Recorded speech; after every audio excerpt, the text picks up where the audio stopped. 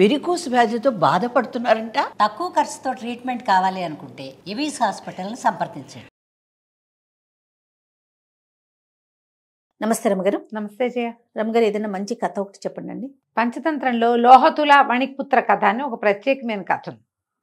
ఈ మధ్య ఎప్పుడో చెప్పాను, ఇదివరకు ఎప్పుడో కూడా చెప్పుంటా. అంటే ఒక వ్యాపారస్తుడికి ఇంకో వ్యాపారుల కుర్రాడు ఒక ఇనప కాటాన్ని అప్పచెప్తాడు. ఆ కాటాన్ని దాచిపెట్టండి, నేను ఊరెళ్ళి వస్తానని.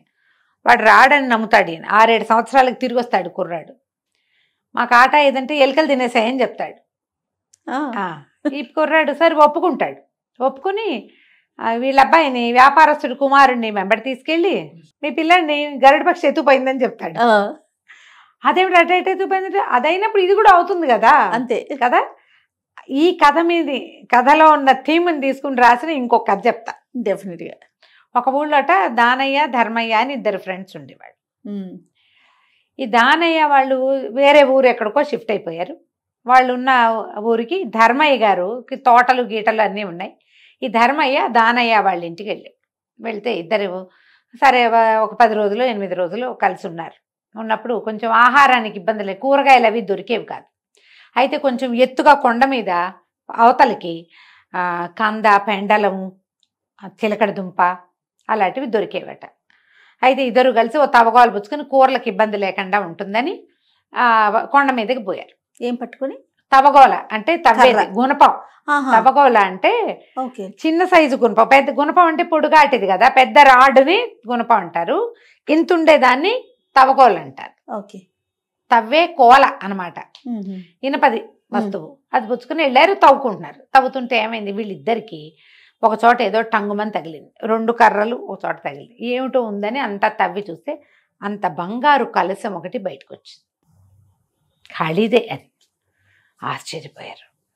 అయ్యి బాబోయ్, బంగారుది మెరుస్తోంది. చూశారు, అమ్ముకుని చెరుకో సగము తీసుకుందాం అనుకున్నారు. ఈ దానయ్య గారి ఊరు అది.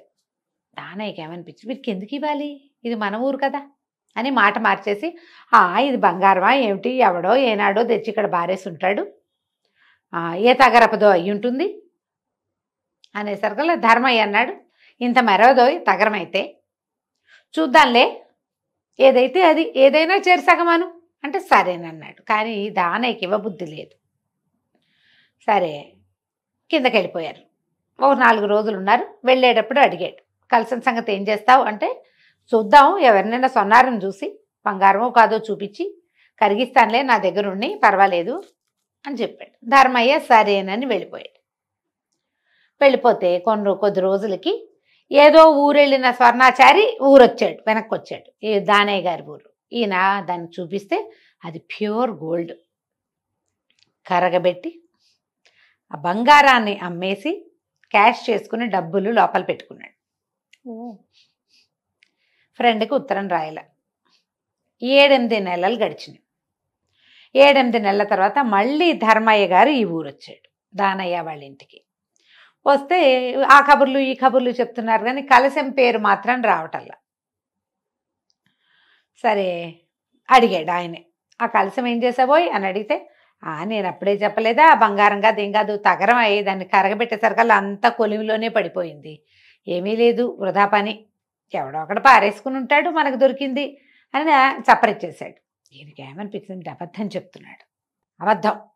అతను ఇంకొక 2 ఎకరాల పొలం కొన్నాడు. ఈయనకు ఆల్రెడీ ఉన్న పొలం కాక అది వరి పండే పొలాలు, ఇంకో 2 ఎకరాలు కొన్నాడు. అది ఈయన ఊళ్ళోకి వస్తుంటేనే ఎవరో ఒక పాత తెలిసిన రైతు చెప్పాడు, మీ స్నేహితుడు 2 ఎకరాలు కొన్నాడు అని. తనకు తెలియకుండా వీడికి డబ్బులు ఎక్కడి నుంచి వచ్చినాయి, ఎకరాలు కొనేంత ఎక్స్ట్రా డబ్బు తగిలింది. ఆ డబ్బు ఏదై ఉండొచ్చు, కలసం డబ్బు అయ్యి ఉండొచ్చు.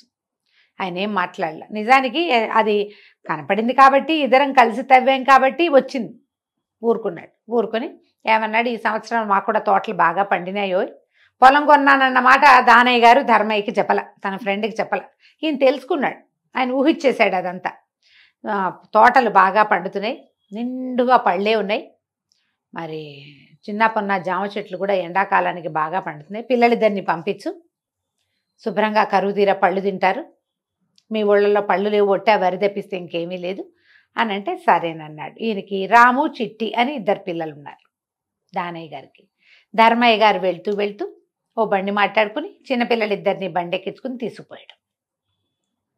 తీసుకెళ్ళాక పిల్లలిద్దరూ హ్యాపీగా తోటల్లో పడి తింటూ తిరుగుతూ హాయిమని ఉన్నారు. ధర్మయ్య గారికి పిల్లలు ఉన్నారు కానీ పెద్ద పెద్ద మగ పిల్లలు, వీళ్ళు చిన్న పిల్లలు కదా. తిరుగుతుంటే ఈయన ఏం చేశాడు, ఒకరోజు తోటలోంచి 2 కోతి పిల్లలు దొరికితే తీసుకొచ్చాడు. ఆ 2 కోతి పిల్లల్ని ఈ పిల్లలిద్దరికీ అప్పచెప్పాడు. అప్పచెప్పేసరికల్లా పిల్లలిద్దరు తమ పేర్లే పెట్టుకున్నారు. రాము రాము అని పెట్టాడు, చిట్టేమో చిట్టు అని పెట్టుకుంది. రాము చిట్టి అని పిలిస్తే కోతి పిల్లలు పరిగెత్తుకుంటూ వచ్చేవి. ఈ పిల్లలిద్దరూ శుభ్రంగా వాటికి ఆ పళ్ళు ఈ పళ్ళు అన్నీ తినిపించి అన్నం తింటుంటే పక్కన కూర్చోబెట్టుకుని స్నానాలు చేయించి తమ చెరువుకి వెళ్తే వాటిని కూడా వెంబడబెట్టుకు తీసుకుపోయి 10 రోజుల్లో బాగా మాలిమి చేసుకున్నారు ఆ కోతి పిల్లలు. ఆడుకోబుద్ధి అయినప్పుడల్లా ఆ తోటల్లోకి పోవటం, వెళ్ళి మామిడి పళ్ళు ఏవి అందితే అవి, పచ్చికాయలు అందితే పచ్చివి, పళ్ళు ఏమైనా కనబడితే అవి, సపోటాలు పండేవి అవి తినేవాళ్ళు. అక్కడి నుంచి జామ పళ్ళు పండేవి, ఎండాకాలాన్న పండుతాయి కదా. బొప్పాస పళ్ళు విస్తారంగా కాసినాయి, అవి తిని పిల్లలు నున్నగా బంతుల్లాగా అయ్యారు. ఎండాకాలం నెల 15-20 రోజులు గడిచిపోయింది.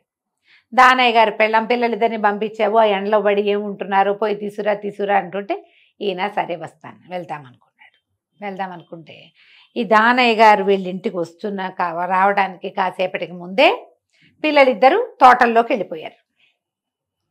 సరే ఆయన లోపలికి వచ్చాడు. ఆయన కాసేపు కూర్చుని కబుర్లు చెప్పుకున్నారు, ఏదో కాస్త తిన్నారు. ఏమిటో మా పిల్లలు అసలు కనపట్టలేదు, కేకేయి ఎక్కడున్నారో కేకేయించు, మరి నేను కూడా రేపు వాళ్ళని తీసుకుపోతాను అనగానే ఈయన ఏం చేశాడు, రాము చిట్టి అని గట్టిగా పిలిచాడు. పిలిచేసరికల్లా కోతి పిల్లలు ఉన్నాయి కదా, వాటికి పేర్లతో పిలిచే అలవాటు అయిందిగా. పైగా ఇప్పటికి 1 రోజుల నుంచి అవి ఇంట్లోనే ఉంటున్నాయి. ఎవరు వచ్చినా వాళ్ళ మీదకి ఎక్కిపోవడం అలవాటు అయిపోయింది. లోపల నుంచి పరిగెట్టుకుంటూ వచ్చేసి పిల్ల కోతులు 2, ఒకటి ఈయన నెత్తి మీద, రెండోది ఆయన నెత్తి మీద ఎక్కినాయి. ఎక్కగానే నిర్ఘాంతపోయాడు. వాటి కొత్త పాత లేదు, ఎవరు వస్తే వాళ్ళ మీద ఎక్కేస్తున్నాయి. వీళ్ళింట్లో వీళ్ళు భార్యాభర్త 2-3 మగ పిల్లలు ఉన్నారు, వాళ్ళు ఒక 5-6, 2 చిన్న పిల్లలు, 4 పనివాళ్ళు. ఎవరు పిలిస్తే వాళ్ళ నెత్తి మీద ఎక్కేస్తున్నాయి. వీళ్ళు ఎక్కేసరికల్లా ఏమిటో ఇదేమిటో అన్నాడు ఆయన దానయ్య గారు. అనగానే అదేనయ్యా మీ పిల్లలు, ఇదిగో రాము చిట్టి, ఏమిటో వచ్చినప్పుడు బాగానే ఉన్నారు కానీ తోటల్లోకి వెళ్ళడం మొదలు పెట్టాక ఇలా అయిపోయారన్నాడు. నిర్ఘాంతపోయాడు. పలుకుతున్నాయి అవి రాము చిట్టి అనేసరికి ఆయనకి నోట్లోంచి మాట రాల. అదేమిటో మా పిల్లలు కోతులైపోయారా అన్నాడు. అనేసరికి ఏముంది, బంగారపు చెంబు తగరపు చెంబు అయిపోలా అలాగే అన్నాడు. అనగానే ఆయన తెల్లబోయాడు, గుటకలు మింగేశాడు. క్షమించు ధర్మయ్య, బాగా ఆశపడ్డాను, పొరపాటు. ఏమిటి ఈ కన్ఫ్యూజన్, ఏమిటో అర్థం కావట్లేదు, ఈ పిల్లలు ఏమిటి కోతులు ఏమిటంటే ఒక 10 నిమిషాల్లో బయట నుంచి అరుచుకుంటూ రాము చిట్టి, ఇద్దరు రాము చిట్టి అని పిలుచుకుంటూ లోపలికి వస్తున్నారు. ఈ కోతి పిల్లలు 2 వెళ్ళి చేరుకొని ఎత్తి మీద ఎక్కినాయి. ఒకటి రాము, ఒకటి చిట్టి.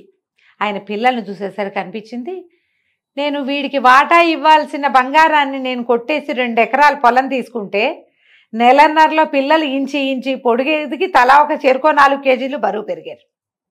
మరి పళ్ళు గిళ్ళు తినే పిల్లలు ఎలా ఉంటారు, తోటల్లో ఆడే పిల్లలు పుష్టిగా నవనవలాడుతూ కనపడేసరికి ఏం మాట్లాడాలో తెలియక మెల్లిగా సర్దుకుని ఏదైనా బేరం వస్తే ఇంకో ఎకరం తోట కొనుక్కో, నేను ఇంటికి వెళ్ళంగానే డబ్బులు పంపిస్తాను, నేను 2 ఎకరాలు కొనుక్కున్నానులే అని చెప్పాడు. చెప్పి పిల్లల్ని తీసుకుని వెళ్ళాడు. ఆ డబ్బులు పంపిస్తే ఈయన ఇంకొక ఎకరం బొప్పాస్ తోట ఈ ఊళ్ళో కొనుక్కున్నాడు.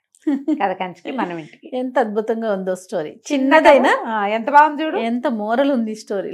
నువ్వు ఒకళ్ళని పళ్ళరాలు కొట్టావు, నీకు ఇవాళ ఏమీ అవదు, నువ్వు తప్పించుకున్నావు, నీకు శిక్ష లేదు, అగౌరవం లేదు, నువ్వు ఈ పని చేసావని నిన్నెవ్వరూ ఏమీ అనలేదు.